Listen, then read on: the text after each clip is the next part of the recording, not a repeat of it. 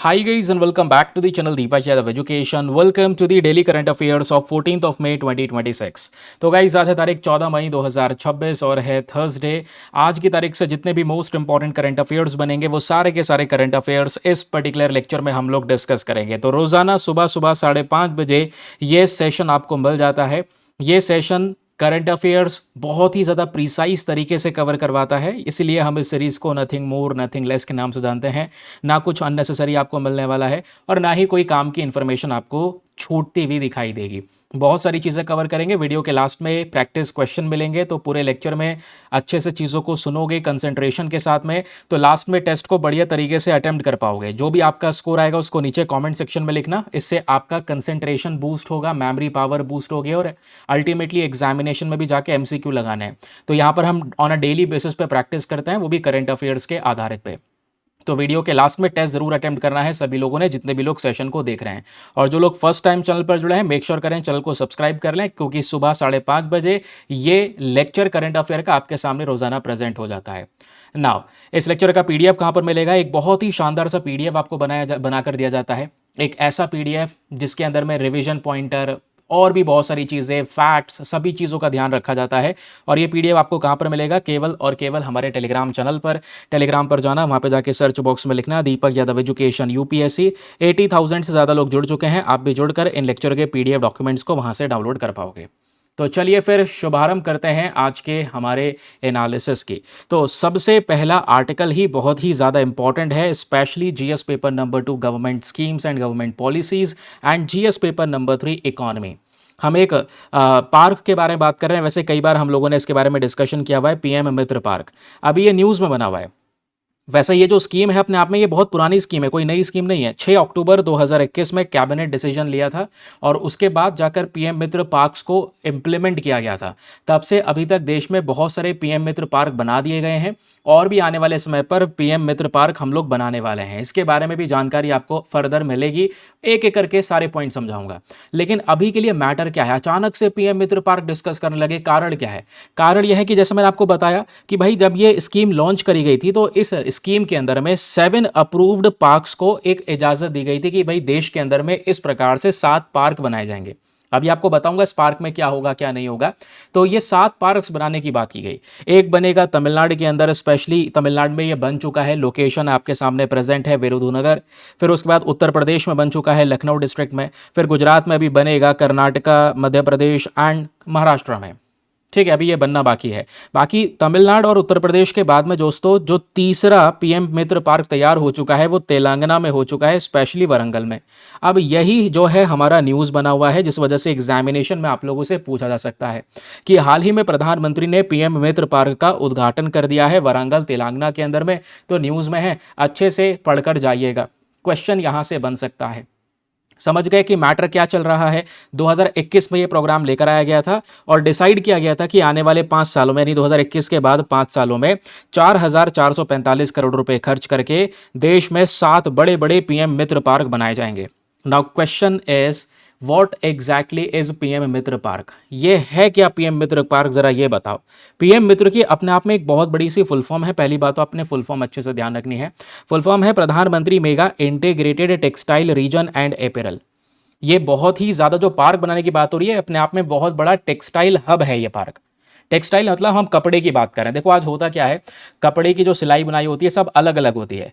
ठीक है, कॉटन आ रहा है कहीं और से, स्पिनिंग के लिए कहीं और जाता है, बुनाई के लिए कहीं और जाता है, कढ़ाई के लिए कहीं और जाता है, फिर उस कपड़े पे रंगने के लिए, उसको डाइंग करने के लिए कहीं और ले जाया जाता है, पैकेजिंग के लिए फिर 6ठी 7वीं लोकेशन पर जाएगा, फिर उसके बाद में जाकर डेस्टिनेशन तक जाता है या एक्सपोर्ट कर पाते हैं। तो मल्टीपल जगह पे ट्रांसपोर्टेशन करने से इसकी कॉस्ट भी बढ़ जाती है और वो एफिशिएंसी नहीं बन पाती और बहुत जल्दी जल्दी हम यहाँ पर ये सामान डेस्टिनेशन तक नहीं पहुँचाते। तो इसीलिए यहां पर पीएम मित्र पार्क एक मेगा टेक्सटाइल हब बनाया गया। मेगा टेक्सटाइल हब, ऐसे देश में 7 मेगा टेक्सटाइल हब होंगे एट दी लास्ट, जहां पे हर एक प्रकार की एक्टिविटी एक ही जगह पर हो रही होगी। मतलब भाई कपड़ा रॉ मटेरियल से लेकर फिनिश प्रोडक्ट पूरा कंप्लीट इसमें रेडी कर दिया जाएगा और वो ही कंप्लीट प्रोडक्ट जो है ये सीधा अपने डेस्टिनेशन तक चला जाएगा। इससे बहुत सारा पैसा बचेगा, क्योंकि मित्र पार्क में क्या क्या मिलने वाला है, पूरा incubation centre, plug and play facility होने वाली है। भाई इंडस्ट्री लगाओ, प्रोडक्शन शुरू करो और सीधा यहां पर एक्सपोर्ट करो या डेस्टिनेशन तक पहुंचाओ। आपने बीच में यहां पर कोई भी इतना ज़्यादा कि भाई यहां पहुंचाना है, ये करना है, वो करना है, जरूरत ही नहीं पड़ेगी। आपको सब कुछ मिलेगा यहां पर। वर्कर्स के लिए हॉस्टल मिलेगा, हाउसिंग फैसिलिटीज मिलेंगी, लॉजिस्टिकल पार्क मिलेंगे और सामान को रखने के लिए गोदाम, वेयर हाउस मिलेगा, मेडिकल और ट्रेनिंग, स्किल डेवलपमेंट, हर एक प्रकार की फैसिलिटीज देगी। यानी कि प्लग एंड प्ले वाला जो कॉन्सेप्ट जैसे हम लोग अभी डिस्कस कर रहे थे, सीधा फैक्ट्री लगाओ, प्रोडक्शन करो और उसके बाद में डेस्टिनेशन तक ये सारा का सारा सामान बेचना शुरू करो। ये पीएम मित्र पार्क का एक पर्टिकुलर ऑब्जेक्टिव है, याद रखिएगा। तो इसमें पीएम मित्र पार्क में क्या है, आपने देखा, मेगा टेक्सटाइल हब बनाना, जिसमें कपड़े की रॉ मटेरियल से फिनिश प्रोडक्ट तक हम इसको रेडी करेंगे, जिसमें spinning, weaving, dyeing, printing, garment making सब कुछ यहां पर शामिल हो जाता है। ठीक है, और इसलिए हम इसको एक इंटीग्रेटेड टेक्सटाइल वैल्यू चेन के नाम से भी जानते हैं। अब आगे सुनिए दोस्तों, ये पीएम मित्र पार्क के अपने आप में कुछ टाइप्स भी होते हैं। ऐसा नहीं है पीएम मित्र पार्क, ठीक है, नाम से ऐसा ही पार्क है, सारा काम हो रहा है यहां पर, नहीं। दो प्रकार के पीएम मित्र पार्क होते हैं। जैसे आप प्रोजेक्ट्स के बारे में पढ़ते होंगे, जो कंस्ट्रक्शन प्रोजेक्ट्स होते हैं वो भी दो प्रकार के होते हैं। एक होता है ग्रीन फील्ड और एक होता है ब्राउन फील्ड। पढ़ रखा है हमने। डिफरेंस क्या है दोनों में? देखो, ग्रीन फील्ड जो है एक बिल्कुल नई जमीन पर बनाया जाता है। जब भी कोई प्रोजेक्ट बिल्कुल स्क्रैच से बनाया जाए, मान लो एक बहुत बड़ा जमीन है, उस पर हॉस्पिटल बनना है। अब जमीन है तो बुनियाद भरी जाएगी, उसके बाद फाउंडेशन खड़ा होगा, फिर हॉस्पिटल बनेगा, यानी बिल्कुल स्क्रैच से बन रहा है हॉस्पिटल, तो it's a green field project. ठीक है, और मान लो हॉस्पिटल बना बनाया है, ऊपर एक मंजिला और बनाना है, ठीक है, तो बस खाली उसमें अपग्रेडेशन करा जा रहा है, तो वो होते हैं ब्राउन फील्ड प्रोजेक्ट। जो स्क्रैच से बन रहे हैं वो ग्रीन फील्ड प्रोजेक्ट, जिसमें बस खाली अपडेशन हो रहा है, वो ब्राउन फील्ड प्रोजेक्ट। समझ रहे हैं? तो ये पीएम मित्र पार्क में भी दो प्रकार के ये प्रोजेक्ट्स हैं। एक ग्रीन फील्ड प्रोजेक्ट जो बेसिक तौर पे नए जमीन पर बनाए जाएंगे from the scratch, and brown field project वो हैं जो बेसिक तौर पे एग्जिस्टिंग इंडस्ट्रियल लैंड है, ऑलरेडी उन पे ये काम, इंफ्रास्ट्रक्चर सब कुछ यहां पर वर्किंग जारी है, बस खाली एडिशनल एक सपोर्ट देना है। ठीक है, अब क्योंकि हम टेक्सटाइल की बात कर रहे हैं कि कपड़ा ज़्यादा से ज़्यादा बने, एक्सपोर्ट हो, तो याद रखिएगा दोस्तों, ये पूरा का पूरा पीएम मित्र पार्क का कॉन्सेप्ट आखिरकार कौन से मंत्रालय के अंदर में आता है? तो ये आता है मिनिस्ट्री ऑफ टेक्सटाइल के अंडर में। Again a very very important point. ठीक है, चलिए आगे आते हैं।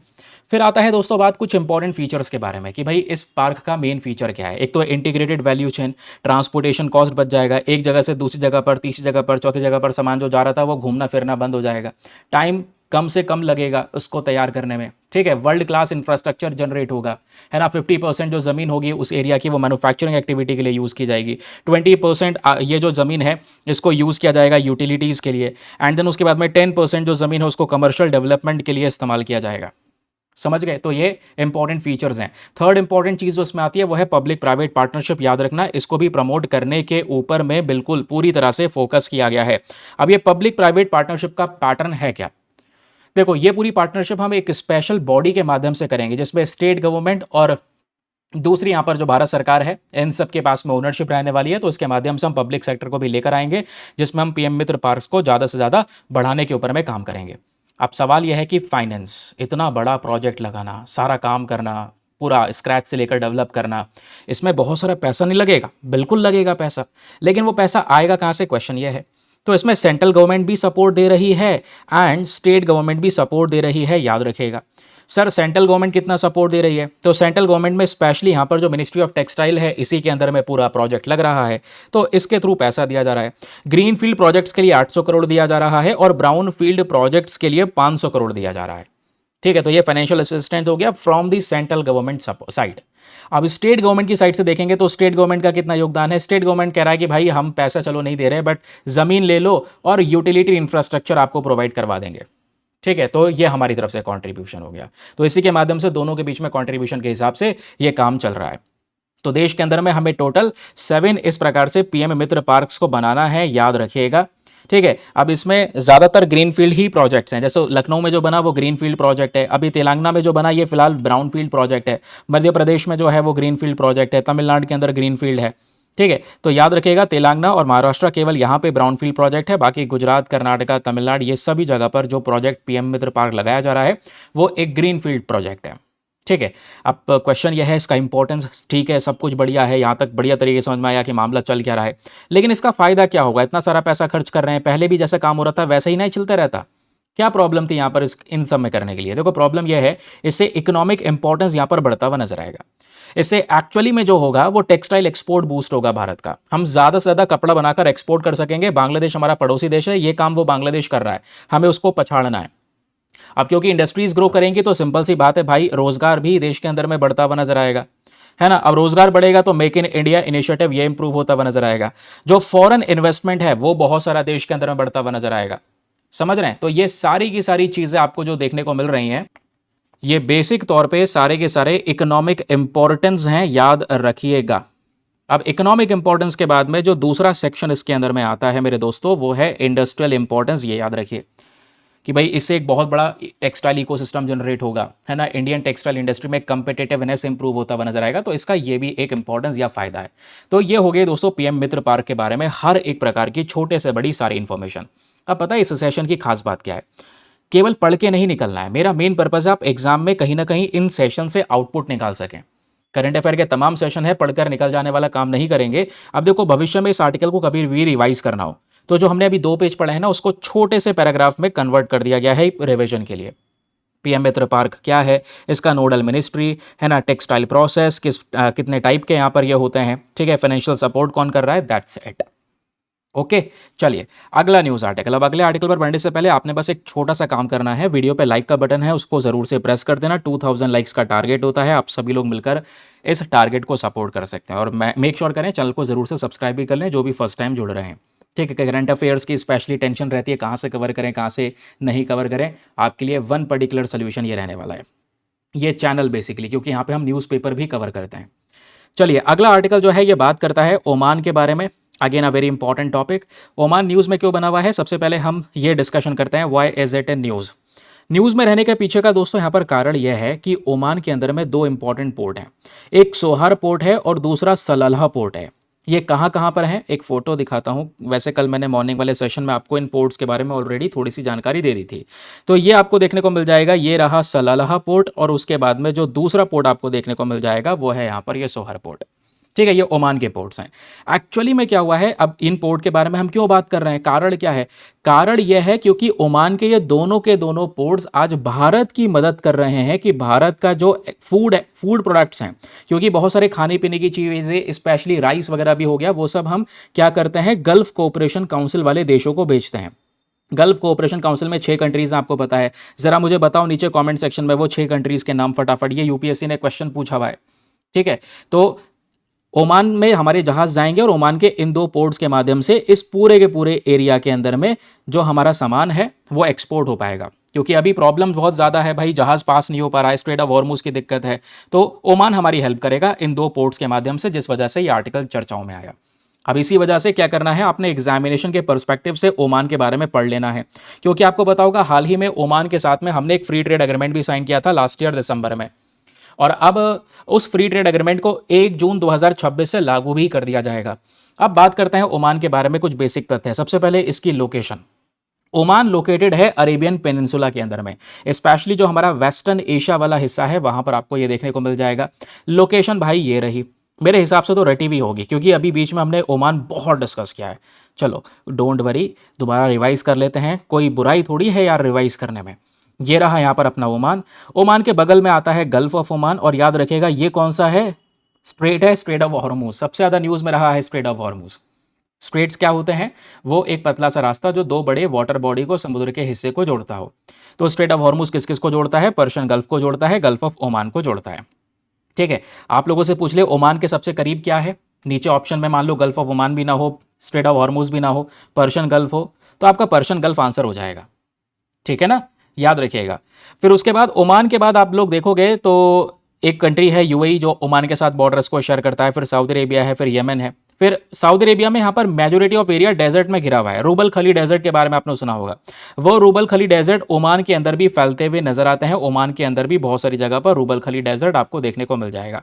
इस मैप में आपको एक क्लियरली दिखाई देगा रूबल खली डेजर्ट के बारे में।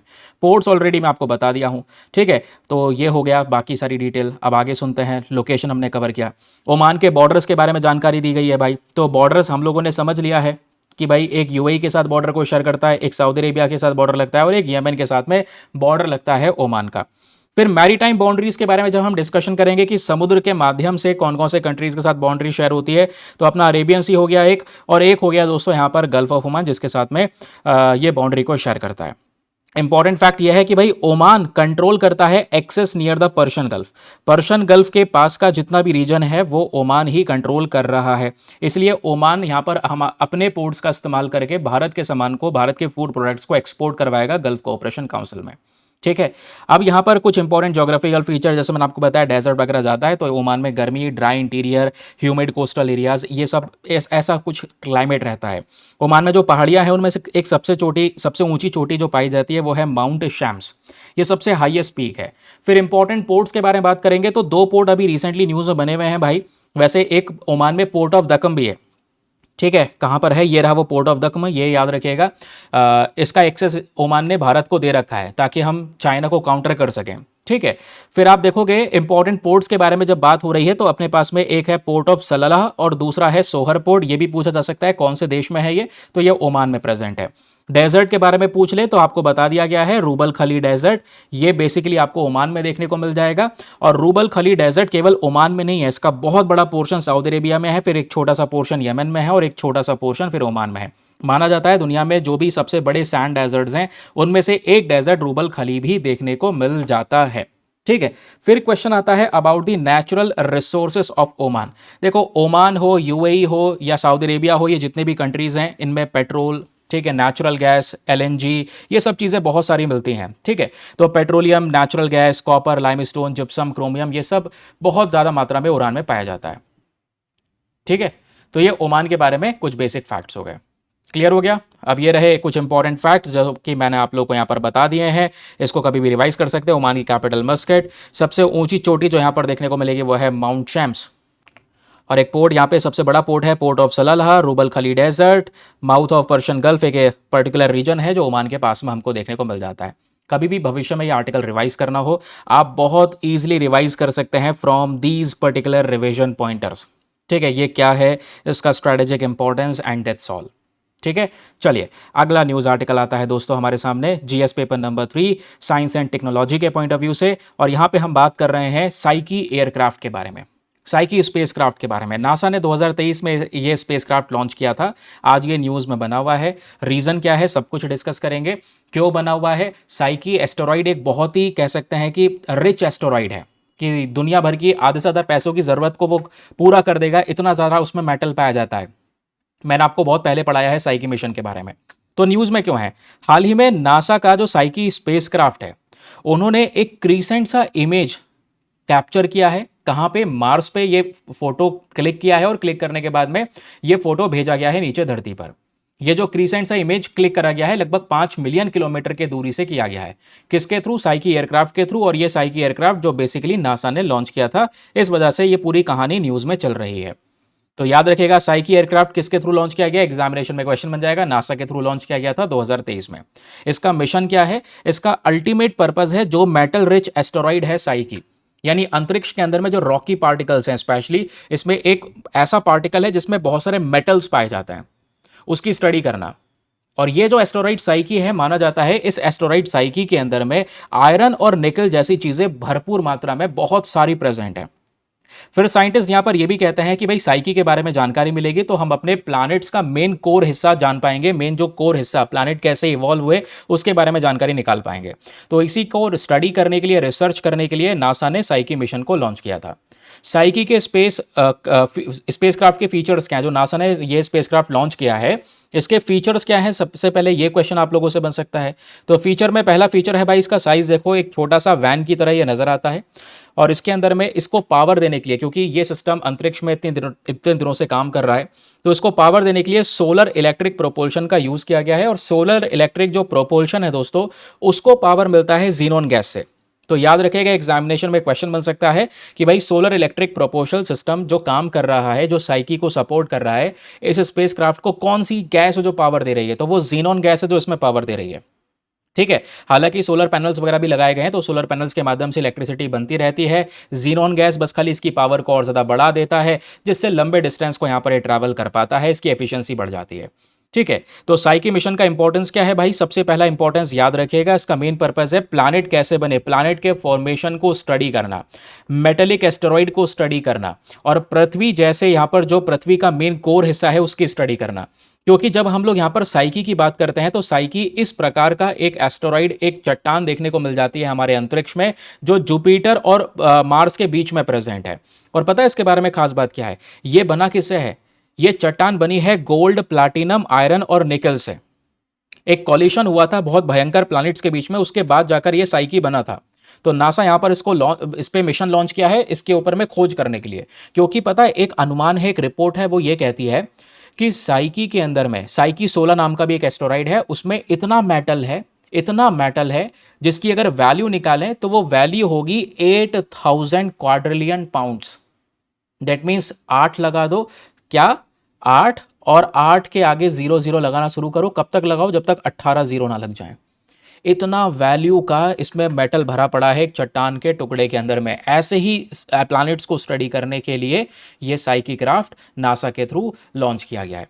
अब कभी भी भविष्य में आपने रिवाइज करना हो तो you can revise from these important revision pointers कि भाई यहाँ पर ये पूरा मामला है क्या एग्जैक्टली, है ना। इन कीवर्ड्स को याद रखना। नासा का मिशन 2023 में लॉन्च हुआ और इसका डेस्टिनेशन है एस्टेरॉइड साइकी। और इसमें जो फ्यूल पावर मिलती है, देखो मेन जो प्रोपोर्शनल सिस्टम है वो सोलर इलेक्ट्रिक है, लेकिन जो मेन एज अ फ्यूल की तरह इसमें काम कर रहा है, क्योंकि फ्यूल जो पावर दे रहा है इस स्पेसक्राफ्ट को, वो जीनॉन गैस है, ये याद रखिएगा।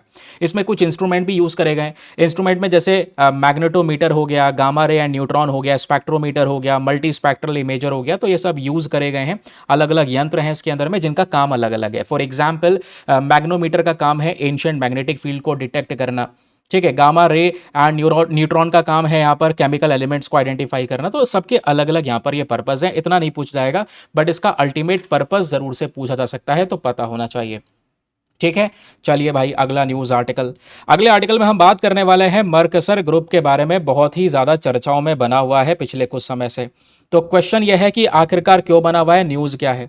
हाल ही में European Union and Mercosur trade agreement हुआ है। यूरोपियन यूनियन और मर्कसर ट्रेड अग्रीमेंट यहां पर करा गया है क्योंकि यूरोप के जो फार्मर्स है, जो किसान हैं, वो अनफेयर कंपटीशन की वजह से काफी ज्यादा चिंतित रहे हैं पिछले कुछ समय पर। होता यह है, मर्कसर के अंदर में साउथ अमेरिका की कुछ कंट्रीज का ग्रुप है, ये साउथ अमेरिका की कुछ कंट्रीज आती हैं इसके अंदर में। सबने मिलकर बहुत सस्ता सस्ता सामान एक्सपोर्ट कर दिया किसके अंदर? यूरोपियन यूनियन के अंदर में। अब यूरोपियन यूनियन के फार्मर्स को होने लगा नुकसान। वो कह रहे हैं भैया साउथ अमेरिका से बहुत सस्ता सस्ता आइटम हमारे देशों के अंदर में, क्योंकि यूरोपियन यूनियन में 27 कंट्रीज हैं। तो वो कहने लगे कि भैया ये मर्कसर ग्रुप है जो नाक में दम कर रहा है, सस्ता सामान सस्ता माल बनाकर यहाँ पर हमारे देशों में भेज रहा है, तो हमें इनको डील करना होगा, इनसे भिड़ना होगा। तो इस वजह से मर्कसर ग्रुप चर्चाओं में आया। अब फाइनली यहां पर मर्कसर मान चुका है, इनके बीच में एक ट्रेड एग्रीमेंट हो चुका है, और पूरी तरह से अब यह फोकस किया जाएगा कि यूरोपियन यूनियन के फार्मर्स को किसी प्रकार से कोई बड़ा नुकसान ना हो। तो आपको एग्जामिनेशन के लिए सबसे पहले मर्कसर ग्रुप के बारे में पता होना चाहिए, यह है क्या। देखो, ये एक सदर्न कॉमन मार्केट है, याद रखना, यानी कि साउथ अमेरिका के कुछ कंट्रीज ने मिलकर आपस में एक इकोनॉमिक ऑर्गेनाइजेशन बना लिया है। कुछ कंट्रीज ने मिलकर अपना खुद का एक संगठन बना लिया है, ऑर्गेनाइजेशन बना लिया है, जिसमें इन सब का जो अल्टीमेट टारगेट है, मेन टारगेट है, वो क्या है कि हम सब मिलकर व्यापार करेंगे और बहुत सारा फायदा कमाएंगे, एक दूसरे को सपोर्ट करेंगे ट्रेड में। तो मर्कसर इसलिए बनाया गया था। 1991 में ये ग्रुप बनता है, एक ट्रीटी होती है, ट्रीटी का नाम याद रखेगा, ट्रीटी ऑफ एसेंशन। तो ट्रीटी ऑफ एसेंशन एग्जामिनेशन में क्वेश्चन बन सकता है, लिख लेना मर्कसर ग्रुप फॉर्मेशन, उसके बाद फॉर्मेशन क्या है, ट्रीटी ऑफ एसेंशन। ठीक है, अब क्वेश्चन यह है कि बताओ इसके मेन ऑब्जेक्टिव्स क्या हैं, मर्कसर के मेन उद्देश्य क्या देखने को मिल जाएंगे। सबसे पहला ऑब्जेक्टिव है जो गुड्स वगैरह है उनका फ्री मूवमेंट हो सके, सर्विसेज हम लोग प्रोवाइड करवा सकें, कैपिटल या पीपल को सपोर्ट कर सकें। इसी के लिए इन्होंने ये पूरा का पूरा एक ग्रुप बनाया। और ये जो मेंबर कंट्रीज हैं, यानी साउथ अमेरिका की जो भी कंट्रीज इसके अंदर में शामिल हैं, प्लीज याद रखिएगा कि मर्कसर में कितने मेंबर्स हैं, पूछ सकता है आपसे। तो मर्कसर के अंदर में आपको ये 4 मेंबर्स देखने को मिल जाते हैं। सबसे पहला आता है अर्जेंटीना, फिर आता है ब्राजील, फिर आता है Paraguay and then Uruguay. Argentina, Brazil, Paraguay, Uruguay. ठीक है, तो एबीपी न्यूज करके याद रख सकते हैं, एबीपी यू करके याद रख सकते हैं। ठीक है, अर्जेंटीना, ब्राजील, पैराग्वे और यू से उरुग्वे। अच्छा, इसमें एक और कंट्री है, बोलीविया। ठीक है, बोलीविया ने बाद में ज्वाइन किया। वेनेजुएला ने भी ज्वाइन किया था, लेकिन वेनेजुएला को 2016 से इसमें सस्पेंड कर रखा है, तो वेनेजुएला अभी के समय पर मेंबर नहीं है, सस्पेंड हुआ है 2016 से अभी तक। सिचुएशन बहुत बेकार है क्योंकि यूएसए पसंद नहीं करता वेनेजुएला को। वेनेजुएला की कंडीशंस क्या हुई थी ये आपको पता है। तो ओरिजिनल मेंबर्स में इनको याद रखिएगा, अर्जेंटीना, ब्राज़ील, पैराग्वे, उरुग्वे, ये हम लोगों ने डिस्कशन किया। अब बात आती है यहाँ पर हेडक्वार्टर्स की, तो याद रखिएगा, देखो अब आपने एक खास बात है, एबीपी तो याद रखना ही है, ठीक है, अर्जेंटीना, बोलीविया, पैराग्वे, और पता होना चाहिए कि भाई जो हेडक्वार्टर है इसका वो उरुग्वे में है। अब बचता कौन है, बोलीविया और वेनेजुएला बचता है, तो सॉरी अर्जेंटीना, ब्राज़ील, ब्राज़ील भी इसका मेंबर है, ठीक है। अब बचता बोलीविया, तो बोलीविया को याद रखना, वेनेजुएला के बगल में यहाँ पर ये प्रेजेंट है। ओके, तो अब यहाँ पर दोस्तों इनके ऑफिशियल लैंग्वेजेस की बात करेंगे, तो पहली बात तो हेडक्वार्टर याद रखिएगा कि भाई मरकसर ग्रुप का जो हेडक्वार्टर है उरुग्वे में है। ऑफिशियल लैंग्वेज स्पेनिश और पोर्चुगीज सबसे ज़्यादा बोली जाती है। कहोगे साउथ अमेरिकन कंट्रीज है, स्पेनिश पोर्चुगीज बोली जाती है। मॉडर्न इंडिया पढ़ी है, मॉडर्न इंडिया की कोई स्पेक्ट्रम वगैरह जब आप शुरू करते हैं तो पहले ही चैप्टर के एडवेंट ऑफ यूरोपियंस, ठीक है। अब कैसे एडवेंचर होता है पूरा यूरोपियंस का, यूरोपियंस कैसे फैलते हैं, ठीक है। कुछ उधर की साइड गए, जो स्पेन वाले लोग थे वो उधर की साइड गए, और भारत की साइड जो आए वो पोर्चुगीज आए, ठीक है। अब भारत की साइड पोर्चुगीज आए, लंबे समय तक रुके, सबसे पहले पोर्चुगीज आए इंडिया के अंदर में, और सबसे एंड में गए, ठीक है। गोवा में बाद में निकाला गया उनको। ऐसे ही यहाँ पर जब आप बात करोगे तो उन्होंने एक लाइन डिवाइड कर ली कि भाई इसके इधर वाली दुनिया को इन्वेड करेगा पोर्चुगीज, और उधर वाली दुनिया को यानी वेस्टर्न साइड की तरफ जाएंगे स्पेनिश। तो ये स्पेनिश यहाँ पर पहुंचे, स्पेनिश और पोर्चुगीज दोनों का यहाँ पर रूल चला। तो आज ज़्यादातर जो भाषाएं हैं साउथ अमेरिकन कॉन्टिनेंट के इन कंट्रीज के अंदर में, वो स्पेनिश और पोर्चुगल वाली यानी पोर्चुगीज भाषा का सबसे ज़्यादा यूज़ करा जाता है, ठीक है। तो मेंबर कंट्रीज तो हम लोगों ने ऑलरेडी डिस्कस कर ही लिए हैं दोस्त। ये रहा एक ब्राज़ील, एक पैराग्वे, एक उरुग्वे, एक बोलीविया, एक अर्जेंटीना, ठीक है। वेनेजुएला की बात करेंगे तो एस्ट्रिक लगा हुआ है इसके आगे, वेनेजुएला के बारे में याद रखना, सस्पेंड कर दिया गया है 2016 में, तब से अभी तक सस्पेंशन में चल रहा है। बाकी मरकसर का एक कॉमन मार्केट काउंसिल है, इसका मेन फंक्शन है आपस में मिलकर काम करना, ट्रेड को यहाँ पर बढ़ाना, है ना। एक दूसरे मतलब ये जो कंट्रीज हैं जितनी भी, ये चेयरमैनशिप को थोड़ा थोड़ा करके संभालती हैं, हर 6 महीने बाद यहाँ पर प्रेसिडेंसीशिप बदलती रहती है, ठीक है। बाकी और कुछ भी नहीं याद रखना है, ये रहे रिवीजन पॉइंटर छोटे छोटे रिवाइज करने के लिए। और ट्रीटी याद रखना, किस ट्रीटी के थ्रू बनाया गया था, ट्रीटी ऑफ एसेंशन के थ्रू बनाया गया था 1991 में। थोड़ा इसको जोड़ सकते हैं कि 1991 में और क्या हुआ था भाई, आपको पता है 1991 में यूएसएसआर टूटा था, ठीक है। यूएसएसआर ब्रेकडाउन हो गया था, जो सोवियत यूनियन था, अलग अलग कंट्रीज 15 कंट्रीज छोटे छोटे बन गए। बाकी 1991 में एलपीजी पॉलिसीज, ठीक है, लिबरलाइजेशन, प्राइवेटाइजेशन, ग्लोबलाइजेशन इंप्लीमेंट करा गया। अब इसी में ही यहाँ पर जैसे आप याद रखते हैं ना, तो एक चीज़ और भी याद रखेगा, ट्रीटी ऑफ एसेंशन। ऐसे याद रखना आसान हो जाता है, जो चीज़ें जो इवेंट्स आपको याद होते हैं किसी पर्टिकुलर डेट के, उसमें नई चीज़ ऐड करना आसान होता है कि भाई इस समय पर ये हुआ तो मुझे ये भी याद है। तो ट्रीटी ऑफ एसेंशन भी यहाँ पर क्या है, ये ध्यान में रखिएगा, एक ऐसा ट्रीटी हुआ था जिसके थ्रू मरकसर ग्रुप को बनाया गया। बाकी यहाँ पर मरकसर क्या है वो हमने समझा, मेंबर समझा, दैट्स इट। चलिए अगला news article, GS paper number 3 environment के सेक्शन के पॉइंट ऑफ व्यू से इंपॉर्टेंट है। हम बात कर रहे हैं इंडियन वल्चर्स के बारे में। तो इंडियन वल्चर के बारे में जब हम बात कर रहे हैं, देखो वल्चर्स को लेकर भी इस बार प्रश्न बन सकता है। वल्चर को लेकर सबसे पहला पोर्टल इस बार असम में ओपन करा गया था, ये आपको पता होगा। बाकी बहुत सारे वल्चर्स को रिसेंटली रिलीज करने की बात की गई थी, कहाँ पर, अरुणाचल प्रदेश में, शायद नॉर्थ ईस्ट में ही रिलीज करने की बात की गई थी। तो वल्चर अक्सर न्यूज़ में रहते हैं। वल्चर यानी कि हम गिद्ध की बात कर रहे हैं, ठीक है। अब ये गिद्ध एक ज़माने में बहुत ज़्यादा दिखाई दिया करते थे, बट आज यहाँ पर इनकी पॉपुलेशन ख़त्म सी हो चुकी है लगभग। उसके पीछे का कारण क्या है वो भी समझेंगे। दुनिया में, ध्यान रखिएगा एक बात, दुनिया में 9 प्रकार के वल्चर की स्पीशीज पाई जाती हैं, और वो 9 के 9 नाम आप देखोगे तो पहले है व्हाइट रम्ड वल्चर, फिर आता है यहाँ पर स्लेंडर बिल्ड वल्चर, फिर आता है इंडियन वल्चर। इंडियन वल्चर को हम बोलते हैं जिप्स इंडिकस, ठीक है, अभी इसी के बारे में हम बात करने वाले हैं। फिर है red headed vulture, bearded vulture, cinereous vulture, then उसके बाद में आपको नजर आएंगे griffon vulture, Egyptian vulture and Himalayan vulture, Himalayan griffon vulture, ठीक है। इसमें अभी न्यूज़ में जो है वो इंडियन वल्चर है, जिप्स इंडिकस। अब न्यूज़ में रहने के पीछे का कारण क्या है, तो दोस्तों इसके पीछे का कारण यह है, 2 इंडियन वल्चर्स को हाल ही में मेलघाट टाइगर रिजर्व महाराष्ट्र के अंदर में रिलीज किया गया था। एक बार और याद रख लेना कि मेलघाट टाइगर रिजर्व कहाँ पर प्रेजेंट है, महाराष्ट्र में प्रेजेंट है। तो इंडियन वल्चर्स को वहाँ पर रिलीज करा गया, और हाल ही में यहाँ पर मध्य प्रदेश भोपाल में इनको स्पॉट करा गया, देखा गया कि भाई ये 1000 किलोमीटर से ज़्यादा डिस्टेंस को ट्रैवल कर चुके हैं ये वल्चर्स, इस वजह से ये न्यूज़ में आए। अब प्रश्न है इंडियन वल्चर के बारे में, फैक्ट्स को रट लेना हाथों हाथ। सबसे पहली बात देखो, इंडियन वल्चर जो है इसको हम लॉन्ग बिल्ड वल्चर कहते हैं। एक सेकेंड रुको, अच्छा वो सिलेंडर बिल्ड है, ठीक अलग है, ठीक है। इसको हम इंडियन वल्चर को लॉन्ग बिल्ड वल्चर भी कहते हैं। बाकी यहाँ पर देखोगे साइंटिफिक नेम जो है इसका वो जिप्स इंडिकस है। ठीक ठीक ठीक ठीक, ओके। मैं थोड़ा सा कंफ्यूज हो गया उसकी चीज़ को लेकर। बाकी यहाँ पे याद रखिएगा दोस्तों, ये जो वल्चर है ना, ये चील ईगल जो होता है या हॉक्स, उनकी फैमिली से बिलोंग करता है।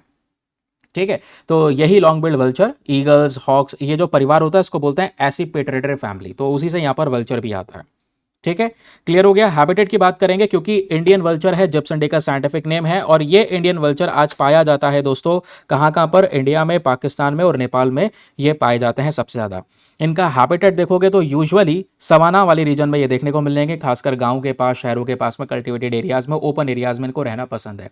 लेकिन पिछले कुछ समय पे एक्चुअली में क्या हुआ है कि इन वल्चर की पॉपुलेशन बहुत ही तेजी से कम होती हुई नजर आई है, डिक्लाइन होती हुई नजर आई है। कारण क्या है इसके पीछे का? कारण है एक दवा का इस्तेमाल करना जिसको बोलते हैं डिक्लोफेनेक। देखो एक्चुअली में क्या होता है, जो गाय भैंस पालते हैं लोग, ठीक है, कई बार गाय भैंस बीमार पड़ती हैं। अब जब बीमार पड़ती हैं तो उनको दवा दी जाती है पेन किलर के फॉर्म में, जिसको बोलते हैं डिक्लोफेनेक। अब डिक्लोफेनेक दिया गया ताकि जॉइंट पेन यहाँ पे कम हो जाए इन कैटल्स के अंदर में, गाय भैंसों के अंदर में। मान लो ये दवा देने के बाद भी वो नहीं बच पाया, नहीं बच पाई, तो यहाँ पर क्या है, उसकी डेड बॉडी को जब वल्चर खाता है तो वल्चर के पेट में वो डिक्लोफेनेक वो दवा जाती है, और उस डिक्लोफेनेक की वजह से वल्चर का किडनी फेलियर हो जाता है, रीनल फेलियर हो जाता है। ये साइंटिफिकली प्रूवन है, यानी कि वल्चर को किसी भी प्रकार से डिक्लोफेनेक सूट नहीं करता। डिक्लोफेनेक के अलावा भी कुछ और भी इसी प्रकार की दवाइयां हैं दोस्तों, जो यहां पर वल्चर के पेट में चल जाने की वजह से आज वल्चर की आबादी धीरे धीरे करके बहुत ही बड़े लेवल पर घट गई। अच्छा, डिक्लोफेनेक के अलावा क्या क्या है, तो नाम याद रखिएगा, मिलते जुलते हैं। इसमें एसिक्लोफेनेक है, निमेसोलाइड है और केटोप्रोफेन है। ठीक है, तो ये यहाँ पर अलग अलग डिफरेंट नेम्स हो गए। आगे आते हैं अब। ये बात आपको क्लियर हो गई वल्चर के बारे में, क्या हुआ, वल्चर की पॉपुलेशन कैसे कम हो गई। इन्हीं सब दवा के इस्तेमाल के बढ़ने की वजह से वल्चर की पॉपुलेशन आज 97 से 99% तक डिक्लाइन हो चुकी है, रेड्यूस हो चुकी है। फिर क्वेश्चन आता है दोस्तों about the physical features. Vulture के फिजिकल फीचर जब आप देखोगे तो मीडियम साइज बल्कि सा एक बर्ड नजर आएगा। ठीक है, इनमें जो फीमेल्स होती है वो मेल के कंपैरिजन में थोड़ी सी छोटी होती हैं, डार्क आइज होती हैं, आंखें बहुत तेज होती हैं। ठीक है, ये सब चीज़ें हैं, फिलहाल इतना इंपॉर्टेंट नहीं है। इंपॉर्टेंट यह है कि इंडियन वल्चर का कंजर्वेशन स्टेटस पढ़ लेना जरूर से। तो भाई जो इंडियन वल्चर है जिप्स इंडिकस, ये क्रिटिकली एंडेंजर्ड कैटेगरी में है, इसकी पॉपुलेशन बहुत ही ज़्यादा खतरे में है। हाल ही में ये वल्चर मेलघाट टाइगर रिजर्व में रिलीज किया गया था, जैसे मैंने आप लोगों को बताया, फिर मध्य प्रदेश में इन वल्चर्स को देखा गया। अब कभी भी भविष्य में आपने ये टॉपिक वापस से रिवाइज करना है, you can easily revise from these revision pointers कि भाई इंडियन वल्चर को लेकर क्विक फैक्ट्स, ये 3 से 4 लाइन में फैक्ट्स बताए गए, and the major threat and the Melghat tiger reserve के बारे में 2-3 बेसिक से कॉन्सेप्ट्स। अब ये हुआ दोस्तों यहाँ पर सेशन में मेजर आर्टिकल्स का कवरेज खत्म। अब यहाँ पर आपको दूंगा कुछ इंपॉर्टेंट प्रैक्टिस क्वेश्चंस, उन क्वेश्चंस को अटेम्प्ट कीजिए। तो चलिए यहाँ पे कुछ प्रैक्टिस क्वेश्चंस हैं, फटाफट यहाँ पर इन क्वेश्चन को सॉल्व करते हैं। ठीक है, सबसे पहला क्वेश्चन यहाँ पर यह है, तो सबसे पहला क्वेश्चन आपको यहाँ पर देखने को मिल जाएगा, consider the following statements regarding PM Mitra parks. तो पीएम मित्र पार्क्स को लेकर यहाँ पर कौन सा स्टेटमेंट सही है आप लोगों ने ये बताना है। पहला कि जो पीएम मित्र पार्क है, पीएम मित्र ये स्टैंड करता है, मतलब ये जो वर्ड है इसका फुल फॉर्म है प्रधानमंत्री mega integrated textile reason and April. Second statement कहता है कि भाई ये जो स्कीम है इसको इंप्लीमेंट किया जाता है ministry of commerce and industry के थ्रू। थर्ड स्टेटमेंट कहता है कि पीएम मित्र पार्क जो है इनको डेवलप किया जा सकता है एज अ बोथ ग्रीनफील्ड और ब्राउनफील्ड प्रोजेक्ट, दोनों के थ्रू यहाँ पर इसको हम डेवलप कर सकते हैं। तो बताएं यहाँ पर कौन सा स्टेटमेंट एग्जैक्टली सही है। Option number a 1 and 3 only, b 2 and 3 only, c 1 only, या फिर डी तीनों के तीनों स्टेटमेंट्स करेक्ट हैं। फिर उसके बाद में नेक्स्ट क्वेश्चन, छोटा सा प्रश्न है आपके सामने, बहुत ईजी सा। ओमान स्ट्रेटेजिकली इंपॉर्टेंट है mainly because it is located near, यानी ओमान इतना ज़्यादा स्ट्रेटेजिकली इंपॉर्टेंट है, उसके पीछे का कारण क्या है, ये कहाँ पे लोकेटेड है, किस चीज़ के पास में लोकेटेड है, रेड सी के पास, स्ट्रेट ऑफ मलक्का के पास, माउथ ऑफ पर्शियन गल्फ, या फिर स्वेज कैनाल। तो बताएं दोस्तों इसका आंसर क्या होना चाहिए। फिर थर्ड क्वेश्चन आपके सामने यहाँ पर प्रेजेंट है, बहुत इंटरेस्टिंग सा क्वेश्चन। कहता है कि सोलर इलेक्ट्रिक प्रोपोर्शनल सिस्टम, इसका हम यूज़ करते हैं साइकी स्पेसक्राफ्ट के अंदर में प्राइमरीली। तो इसी स्पेसक्राफ्ट के अंदर में इसका हम यूज़ करते हैं, या सबसे ज़्यादा ये यूज़ होता है। लेकिन इस सोलर इलेक्ट्रिक प्रोपोर्शनल सिस्टम में जो हमने इस स्पेसक्राफ्ट में यूज़ किया है, उसमें हम किस चीज़ को एज अ फ्यूल यूज़ कर रहे हैं, हाइड्रोजन को, हीलियम को, जेनॉन गैस को, या लिक्विड ऑक्सीजन को, बताएं ज़रा नीचे कॉमेंट सेक्शन में। नेक्स्ट क्वेश्चन आपके सामने प्रेजेंट है, which of the following countries are founding members of Mercosur. भाई इन चारों कंट्रीज में से वो कौन सा देश है जो मरकसर का फाउंडिंग मेंबर है? अर्जेंटीना है, ब्राज़ील है, चिली है या उरुग्वे है? इनमें से कौन कौन से मेंबर्स हैं जो फाउंडिंग मेंबर्स हैं मरकसर के, ये आपने बताना है। Option number a 1 2 and 4 only, b 1 and 3 only, c 2 and 4 only, या फिर डी चारों के चारों मतलब मेंबर्स हैं मरकसर के। फिर अगला क्वेश्चन आपके सामने ये प्रेजेंट है, ठीक है, जिसमें मेंशन किया गया है which one of the following statement is about the Indian vulture is correct. Indian vulture को लेकर इन तीनों में से कौन सा, चारों में से कौन सा स्टेटमेंट सही है? पहला स्टेटमेंट कहता है कि जो भारत के वल्चर्स हैं, ठीक है, ये नए वर्ल्ड वल्चर ग्रुप को बिलोंग करते हैं। आपको पता नहीं होगा, ठीक है, मैंने शायद पढ़ाया नहीं ऊपर, बट याद रखना ये ओल्ड वल्चर ग्रुप को बिलोंग करते हैं, न्यू वर्ल्ड वल्चर ग्रुप को बिलोंग नहीं करते। तो पहला स्टेटमेंट रॉन्ग हो गया, बाकी आप सॉल्व करोगे। क्या इंडियन वल्चर आईयूसीएन के अंदर में एंडेंजर्ड कैटेगरी में है? तीसरा, क्या इंडियन वल्चर की पॉपुलेशन लगातार खत्म हुई है डिक्लोफेनेक का इस्तेमाल करके, इनका किडनी फेलियर हो जाता है उसकी वजह से? या जो फीमेल्स होते हैं वो इंडियन वल्चर में, उनका साइज जो है मेल के कंपैरिजन में बड़ा होता है? तो बताएं यहाँ पर चारों में से इसमें से कौन सा स्टेटमेंट सही है। ठीक है, तो इनके आंसर लिखिए फटाफट नीचे कमेंट सेक्शन में, सभी क्वेश्चंस के आंसर्स लिखिएगा। आप लोगों से रिक्वेस्ट है, सभी लोग पार्टिसिपेट करेंगे तो ज़्यादा बेहतर रहेगा। ठीक है, चलिए फिर आज के लिए बस सेशन में इतना ही। कल फिर से मिलेंगे सुबह सुबह 5:30 बजे। आज के लिए bye bye, have a nice day, thank you and जय हिंद।